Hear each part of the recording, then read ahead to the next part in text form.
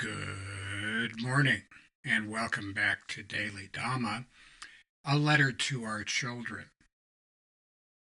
Today is January 27th, and our reading is First Do No Harm.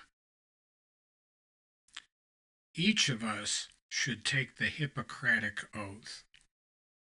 We can help best by minding our own business, keeping our hands to ourselves, and not being so sure we know what's good for other people and their children.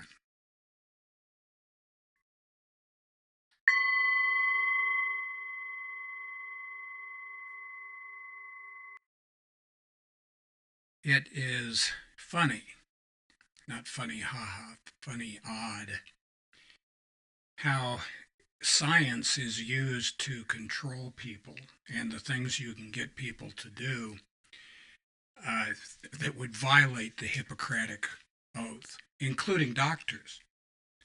There's probably the most famous experiment is the Milgram experiment in 1961 at Yale University.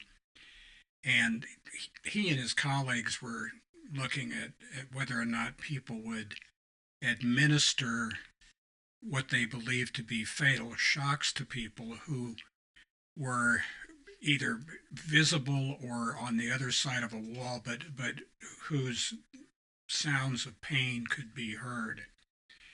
And they pretty much agreed amongst themselves that, 2 or 3% maybe might do something like that. But it turned out that they were wrong. The way it was set up, you had somebody in a white lab coat who looked to be the doctor, and the doctor would explain that they're trying to teach this other person some stuff. And if the other person failed to give the right answer, the nice person under the direction of the doctor would administer a shock. And don't worry about this. This is perfectly okay. It's all been approved.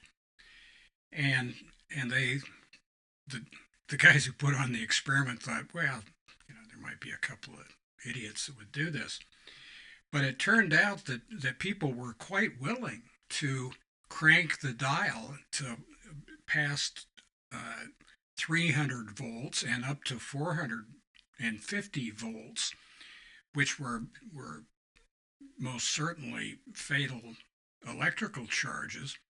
And as long as there's a guy in a Dr. God get up saying, go ahead and you need to do this, they were happy to do it.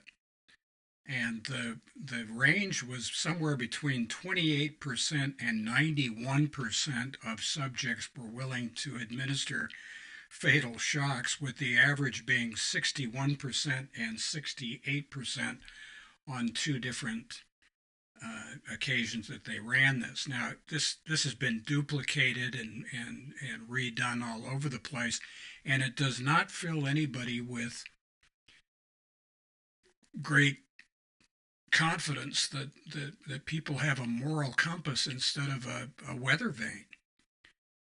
All you basically need is somebody that looks like they're a responsible party and maybe has a stethoscope to say, go ahead and crank that. And we see this in our current life. People who appear to be medical servants or wonderful people can pretty much tell you to do whatever. And there's a shocking number of people that'll say, well, okay, I guess if you want us to do that, but I mean, you're a doctor, for crying out loud. Of course, we have to follow what the doctor says. And it's highly doubtful that that is true. We're trying to avoid current events, but you can look back on the last few years and see if you can't find some examples of this of your own. I'll bet you can. A day of reckoning will come, I'm afraid.